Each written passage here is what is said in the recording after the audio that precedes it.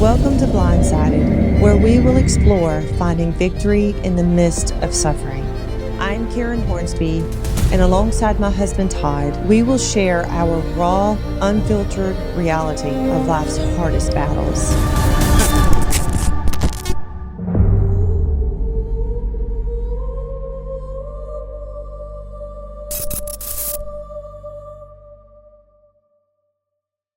So welcome back, babe. Here we are, season 3, which is kind of crazy to think about. Time flies when you're having fun. Time flies when you're having fun, for sure. We are somewhat excited to do this season. We have some mixed emotions about it as we were preparing for this season. You and I both had mutual feelings about how we're ready to share this section of the story, but it is going to require that you and I kind of dig out some things that we've kind of put away for many years now, just to help guard our hearts and minds to It, stay sane. it's going to be bittersweet. It is. It's going to be bittersweet. And for those who have not listened to our previous seasons, we highly recommend that they go back and listen to seasons 1 Absolutely. and It's a 2. requirement. I It's a would ask why requirement. they haven't already done it. Season 1, Season 2. Season 1, season 2. And so for those that haven't heard season 1 or 2 and kind of know where we left off in season 2, in season 2, we were where you had just returned from 14 months in Iraq while I had given birth to Gabby. So talk to us a little bit real quick about what that was like when you all got back. I'll kind of share a few things too of what it was like for us new moms, and maybe from there we'll start trying to maybe from there we'll start digging into what it was like. Sure. So in this season, I'm coming back from Iraq. This was 2004, and they didn't have the same protocols and therapy and all these procedures in place that I'm sure they have now. Because we were transitioning from being soldiers in a war zone to coming back home, and it wasn't like you were active duty and you're going back to your base. We were going back to be, citizens. That whole citizen soldier thing, it was a humongous shift. And we got one lecture basically pretty much saying, uh, take plenty of deep breaths. Don't get too angry or upset. Don't punch anybody or anything. That was really it. We really didn't get equipped in how difficult it was going to be going from Iraq and trying to keep from you not getting killed or your battle buddy not getting killed to coming home and trying to figure out how to be a husband and a father. Right. That kind of leads into where um, you and I were and what that looked like for us. So on my side of things, when you left, and for you as well, you were just a husband. Now, when you come back, you have a new role, and it's daddy. Now you have to be a daddy to this little girl that God blessed us with.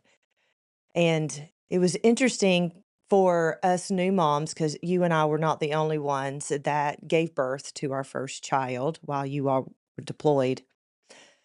And I remember some of us moms talking to each other saying the one thing that we kind of worried about was, will our little one recognize their daddy?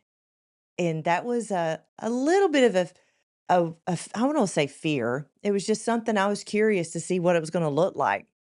Of course, we knew that she was going to ultimately take to you and know who you were and If all she those wanted to things. get fed, she was. If you want that bottle, you better come on over here to dad. You're so cute. Um, anyway, so we were really concerned. Again, not really concerned, curious of what it would look like. I, of course, showed Gabby pictures and talked about you ad nauseum while you were gone, but all looked exactly the same. You were wearing the same outfits. Your hair was cut the same. All of you were a little tan. So it was interesting for us I know even I was, struggling to find which one you were. So it was one of the things that I found to be the most beautiful part when we finally got together as a family is that when you all were released and at the armory and you all come to us and Gabby immediately took to you. It was it was a beautiful moment. It was super fun. It was so my heart was exploding with pride. Not just for that, but we were also proud wives that you all were back home safe. I know that you said one soldier did lose his life Yeah, he did. Yes, while that's he was true. over there, which is really tough for that family. But now that it was behind us and you all were back home, we were all very excited to go back and start the quote unquote normal life, the American dream, right? Absolutely. That was a great moment that you're describing at the armory with all the families there, all the soldiers there, because you have to think about, we talked about our families all the time. And of course, I talked about you and Gabby. So it was just an amazing time for all the guys to see your family, your wife, your kids, mom and dad, grandparents. It really brought some needed closure, and it really was a good bookend to kind of put that chapter Yeah. behind us. Okay, yes, we're turning off being soldiers, and now, as you've said, we're turning on being husbands and fathers and coworkers and friends. All these things that we had to lay down, now we're picking them back up, and we had no clue how difficult that was going to be. Yeah, I, there's no manual for that, right? well, they didn't have a manual then. They probably have a manual for it Maybe so. now. Maybe so. But and there again, it was such a huge change because we were literally going from being a soldier to a citizen again. So yeah, it was uncharted territory. How did you feel when you got back and you was there anything you were concerned about, excited about when you came home knowing what you were about to step into? A lot of concern, a lot of excitement. I remember it was hard to shut off uh, that security mindset. Now, I guess I've always kind of been that way, but I remember getting home. I would wake up in the middle of the night and go check the doors to make sure they were locked. I remember um, that I was a very aggressive driver. Yes, you were. And the reason for that, the very short version, in Iraq, we were going on convoys all throughout Baghdad. Well, one of the things that our, I guess you would call them our enemy, the terrorist, whatever term you want to use for them, folks who wanted us dead, Yeah. they would pull out in front of us on a motor scooter, motorcycle, car, whatever, and they would basically almost stop in front of the convoy or drive really slowly. So we had to go slowly, and they had improvised explosive devices, IEDs, which were basically artillery rounds that they had rigged. So when you went by them, and so there was basically a kill zone, and they would detonate those huge artillery rounds, and it would cause carnage and chaos, and it would pretty much kill or destroy anything in its path. So we were told, if someone pulls in front of you and goes slow, you run them over, you get them out of your way because we're not going to be in that kill zone. And that's what we did. We would run people off the road unapologetically on our big Humvees. That was not a problem. We did that for many, many months. So when I got home, Yes. Wow. I uh, I was an aggressive driver. I never had been that way before, and I was cutting people off. And one day, and I know you're like, "Hey, babe, Yeah. maybe I need to Maybe drive for a maybe I while. should drive still. Maybe we need to send you back to get your driver's license again." And one day it just kind of came to me. I'm like, "What are you doing? I got to stop doing this. I'm going to wind up hurting somebody, hurting myself, getting in a fight with somebody." So that was one of the things I had to kind of decompress. It's so interesting. No one really I've never thought about that. I don't say no one. I never think about those kind of things, that you all have to adjust to when you get back. I mean, I remember watching you surveying everywhere we were at as well. And like you said, you've always had a little bit of, you know, um, what's the word I'm looking for? Always public safety. That's what I'm looking for. You've always had a sense of public safety, wanting to always make sure everything around you looked safe, and but it was definitely amplified after you returned from Iraq. So It was quite interesting. being around large crowds Yeah. was a problem, and so there was that. And the other part of the question you asked, what was I excited about or concerned about? Being a dad and being a husband, specifically for the moment, being a dad, you already had policies, procedures, routines in place for Gabby. How Gabby got fed. This is what we do here. This is what we do there for you and all the family. And I wanted to be a part of that. I wanted to be an asset. I wanted to plug in and do my part because you'd been doing all the heavy lifting for many months. So I wanted to get involved in that and not disturb that. And that was kind of difficult because you had it down to a fine art. I did. You're right. It was hard for me to relinquish some of those duties because it was just a knee-jerk reaction for me to immediately take care of her little needs, and then like, "Oh, daddy's back home. Daddy can do diaper duty today." Oh wow, yes, that's super exciting. I know. It was fun. I remember watching you feed her for the first time. That was quite fun. Yeah, you're right. I was still working. Thankfully, we had family around that were able to assist with Yes, Gabby while thank God. thank God for family. Thank you, Lord. We are incredibly blessed in that area.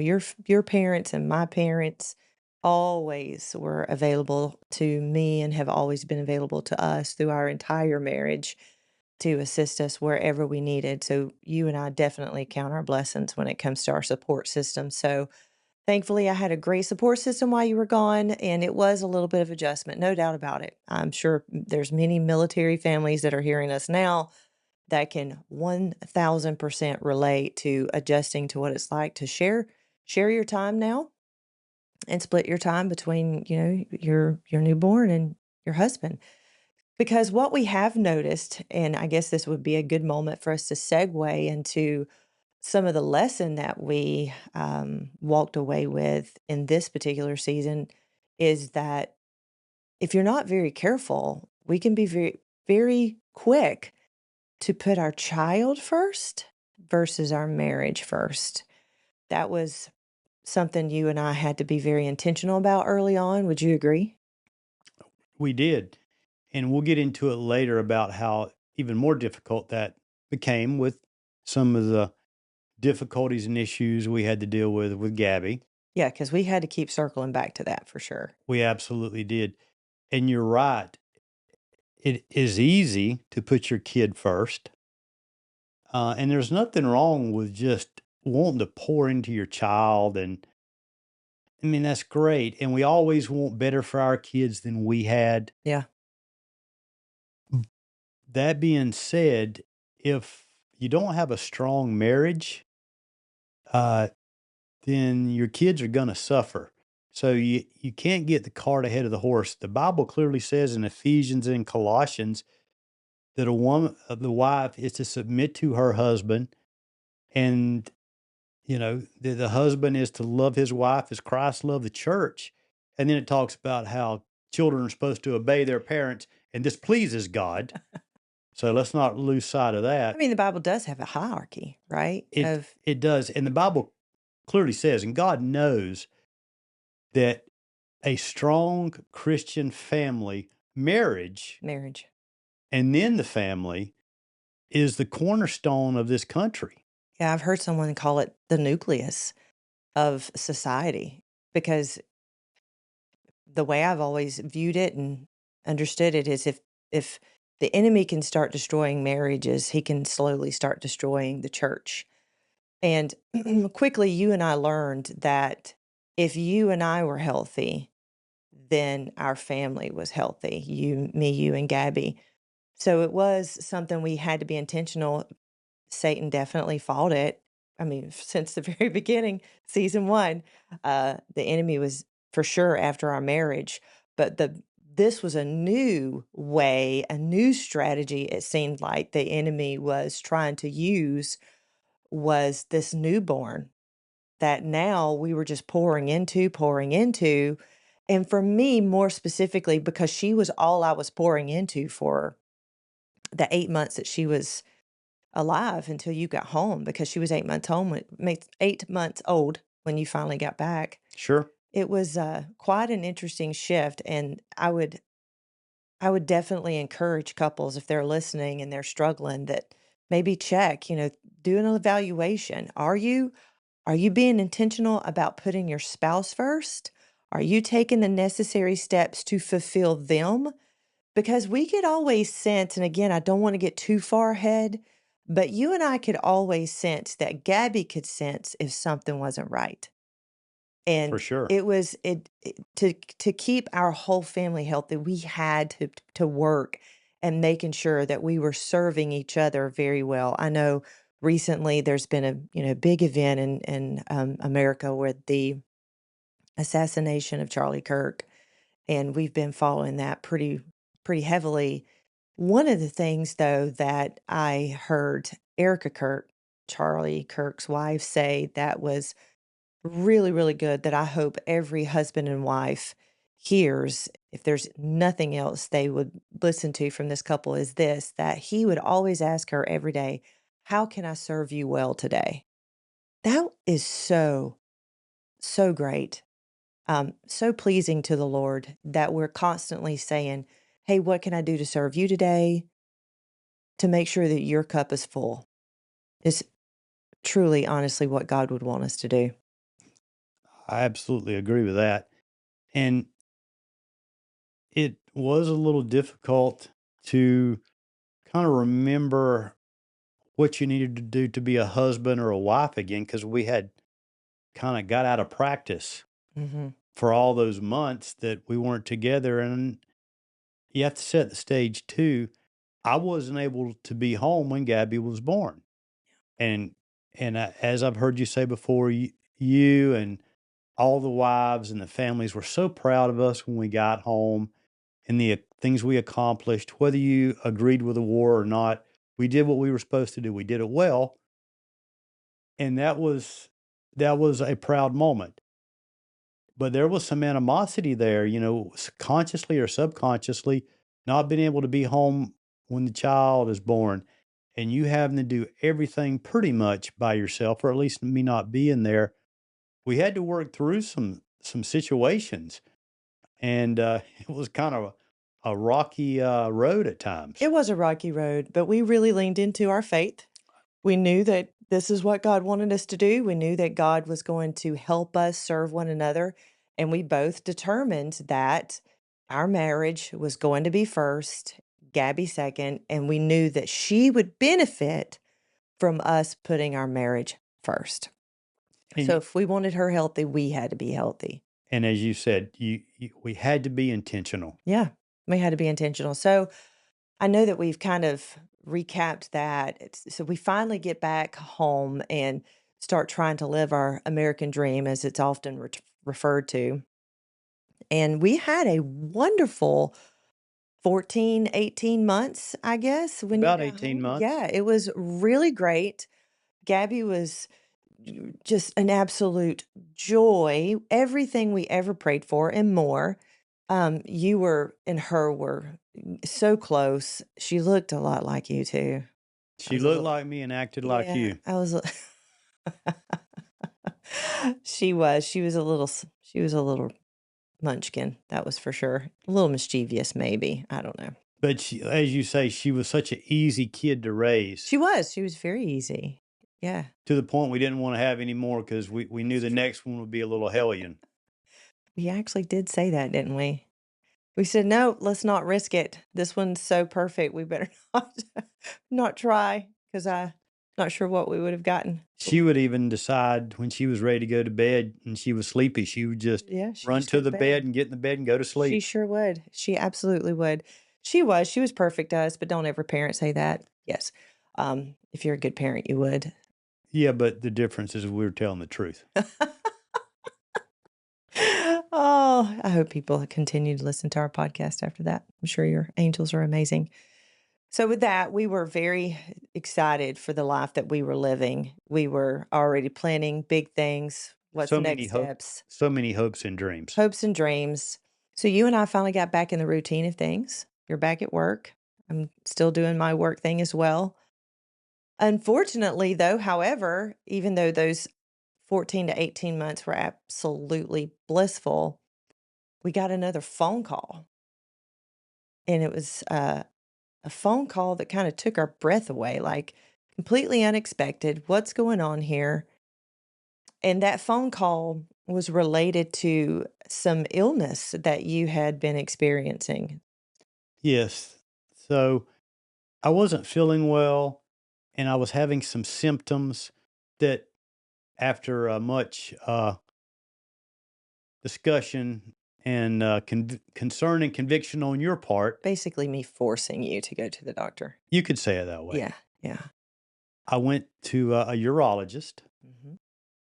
and they did an examination, did some lab work, and that lab work came back. And based on the results, I got a phone call, middle of the day, work day, and they said, "We need you to come on to the hospital. We need to prep you for surgery. We want to do surgery in 4 hours." And I was like, "Could I get a second opinion on this?" Yeah. And of course, I asked questions. They're like, "We'll get into all that once we get here." And in the back of my mind, I knew, well, it's got to be cancer. If you're going to have surgery the same day based on test results, it's got to be cancer. So I called you and basically told you what I was told, which was not much other than come on to the hospital. I'm going to have surgery a few hours later. And I know your head was about to explode. And we quickly started calling family and friends, come to the hospital if you would like, but definitely pray. I will say the silver lining, I didn't have much time to think about it or ponder it. Hey, I mean, there is that. So I went in and had the surgery, and it was testicular cancer. And the surgery Mhm. was very successful. Mhm. And of course, it was scary, Yeah. because we've just kind of made it through one season, and life is good, and kind of, gaining some ground. Yeah. Worst is behind us, right? That's what we were kind of Absolutely. thinking. The storms of life are past. The wars are over. Mm. And then you get this cancer diagnosis. But thankfully, uh, it was very successful. And my doctors told me, hey, we don't think we're going to have to do any chemo or radiation.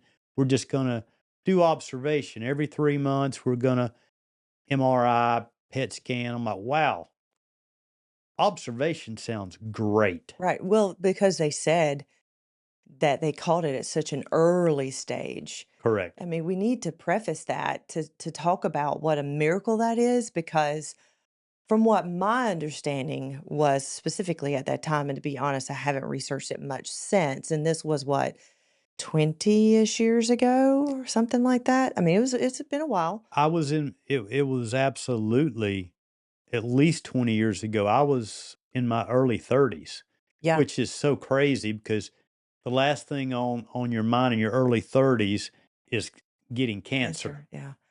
Yeah. So they from what I know is that usually you've had testicular cancer for a while, and that it's throughout most of your body before you really know, wow, I got testicular cancer. I mean, I think it was Lance Armstrong, what it had spread to his brain It by the was. time that they had established this. They had actually told me the symptoms I had that caused me to go in, they said were unrelated to the cancer. So it's just the hand of God. It was absolutely another miracle. You're right. We're not over exaggerating that. It truly was. They're like, we don't know how this symptom occurred because it's not related to the cancer, but thankfully, it caused you to come in because you're right. It who knows, Right. how much it would have spread because I would have been in no hurry to have went to the doctor. That is for sure. It's absolutely the truth. So yeah, that was quite a moment. Thankfully, it was such a shock to our system because you've been like a perfect bill of health all of your life. For those that don't really know you very well, you've always been really into fitness, and so you were the last one of any of us in our family that we'd have thought would have been diagnosed with cancer. So it was. I'm so thankful that God's moving when we don't know that He is. Absolutely. He's providing, and things that you are confused about, God's using it to get you to a place that He needs you to be. So we're so thankful that God protected you and not have to go through so much of chemotherapy and radiation and all those things at the time. So once again, you and I are at this point where we're finally looking back and saying, "Oh wow, what a journey it's been." Taking another deep breath. Taking another deep breath. Again, thinking the worst is behind us. What else could possibly happen? Yeah, we've had burning cars. We've almost been shot by the federales on our cruise. We've had to deal with war. We've had to deal with cancer. Told you couldn't have a child. Oh yes, Yeah, they're just all the things. tragedies and miracles just stacking on Just top second of each us. other. And now here you are with this surgery, cancer free. And we're like, whew, let's Praise breathe God. again. Let's breathe again. Yes. And that's what we did for about 4 or 5 months. We were breathing. And then in October of 2005, the world turned on its axis one more time.